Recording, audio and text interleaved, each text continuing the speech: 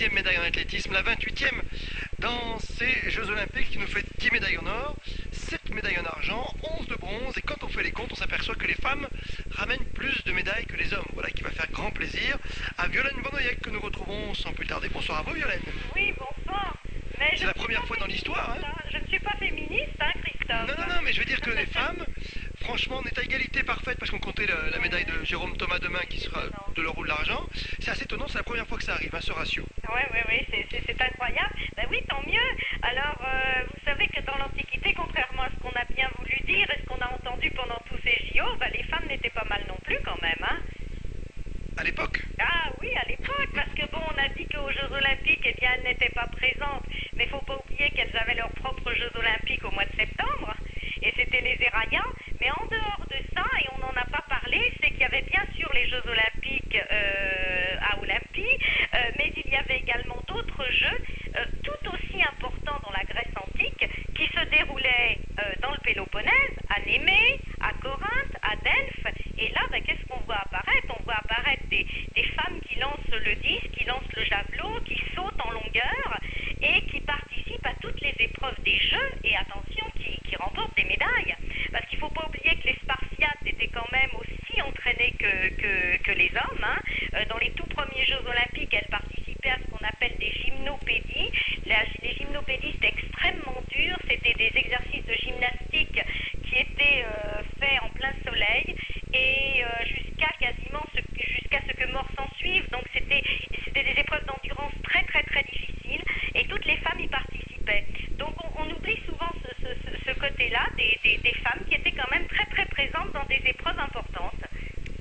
La naissance des Jeux et des sports dans l'Antiquité, un ouvrage aux éditions Belles Lettres avec Violaine Vanoyek qui revient à chaque fois avec force et détail sur toute l'aventure olympique. Avec nous également, comme tous les soirs, notre consultant au cœur de l'olympisme, le chef de mission, Jean-Michel Brun, bonsoir. Bonsoir Christophe, bonsoir Violaine. Bonsoir Jean-Michel. Les femmes dépassent les hommes. Réflexion de Jean-Michel Brun.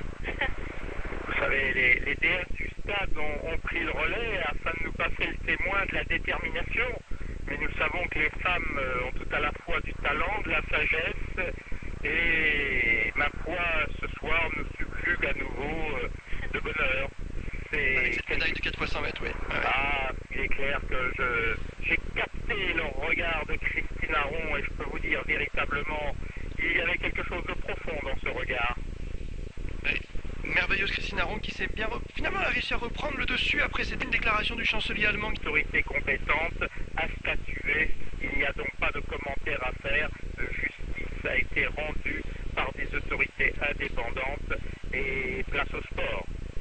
Allez, la vie du village, pour terminer, Jean-Michel Brun, ce soir, le village olympique, est-ce que quelques personnes, même beaucoup, sont déjà partis ou est-ce qu'on reste pour faire la fête jusqu'à la cérémonie de clôture? Non, tout le monde, je dirais que la quasi-totalité des gens continuent à communier pour ne surtout vivre les événements les uns après les autres, partager tout à la fois des moments de bonheur et puis parfois malheureusement des moments de déception, mais néanmoins cette communauté aujourd'hui persiste et je dirais que c'est peut-être aussi l'âme du village, l'âme des Jeux Olympiques qui font qu'effectivement nous sommes là ensemble, unis et puis cela nous rappelle tout simplement que l'idéal olympique n'a pas seulement vocation à réunir, mais je crois fondamentalement à unir. Ah, Violaine Vanoyek, vocation à unir, c'est important pour le monde de l'olympisme. Oui, bon, c'est important. Moi, je suis ravie, c'est vrai. Je trouve que l'organisation a été bonne, on l'a dit. Je trouve que l'esprit a presque été retrouvé finalement. Alors, je ne sais pas si c'est dû à l'influence des dieux grecs, je ne sais pas, mais en tous les cas, quelque chose sur ces jeux a brillé, je crois. Et j'espère vraiment de tout cœur que ça se maintiendra dans les prochains jeux, vraiment. 28e médaille ce soir, Jean-Michel Brun, il faut que ça se maintienne dans les prochains Jeux, 2004 Pékin, 2004 Athènes, pardon, 2008 Pékin et 2012 peut-être Paris, on se bat toujours dans la coulisse, Jean-Michel Brun.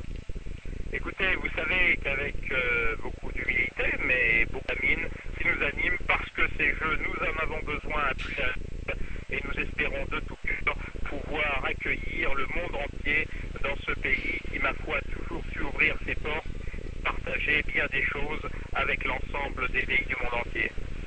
Merci beaucoup. Jean-Michel Brun d'avoir témoigné ce soir au sortir du stade olympique. Évidemment, vous êtes présent ce soir avec la belle délégation française qui nous ramène une 28e médaille, 10 en or, 7 en argent et désormais 11 en bronze. Violaine Van Oyek, avant de vous libérer, vous avez regardé un petit peu le programme de demain, qu'est-ce qui vous passionne? Le taekwondo, la boxe, le handball, la voile? Oui, alors il y a le handball, parce que en fait, si vous voulez, bon, je reviens à mon antiquité, je suis désolée Christophe, hein, mais ça me lâche pas. Mais non. Vous savez que les exercices de jeu de balle étaient très très importants dans l'Antiquité, ils y attachaient beaucoup d'importance, il y avait déjà une sorte de rugby, on ne le sait pas la plupart du temps, il y avait beaucoup de jeux de passes de balles, et les femmes y participaient énormément, et quand je vois le handball, entre autres, hein, eh bien ça me fait penser à Handball, Violaine, handball, sport d'origine alémanique. Oui, pardon, ça me fait... Ah non, mais aux éditions Belles Lettres, ça, ils vont vous le dire après. Attention. Oui, alors donc le handball, je rectifie, me fait penser quand même beaucoup à certains bas-reliefs, certaines représentations que l'on a de l'Antiquité, de ces jeunes femmes qui justement faisaient un peu le même genre de... mais enfin en exercice, hein, pas en compétition, mais enfin faisaient à peu près le même genre de mouvement, que ce soit l'idée de se passer donc... alors il y a le volley aussi qui existait aussi un petit peu dans l'Antiquité, un semblant de volley, et puis ce hand qui me rappelle en fait ce qu'on appelait l'épicère.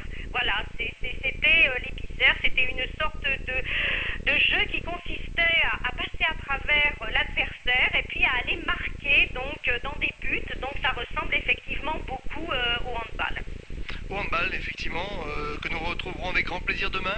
On espérait les retrouver après-demain pour la finale, mais ce sera donc demain pour ces demoiselles de l'équipe de France, à suivre dès 15h30 en direct sur RTL avec Jérôme Milagou.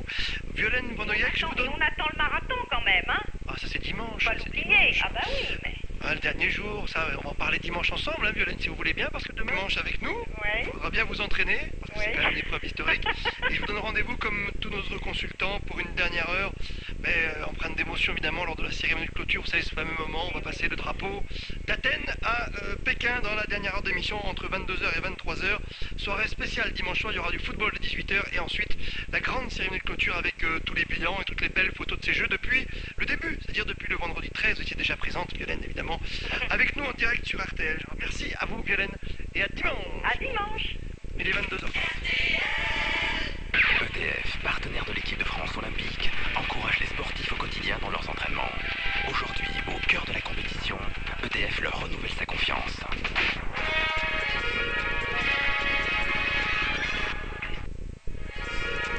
RTL, Athènes 2004, le club RTL, l'équipe.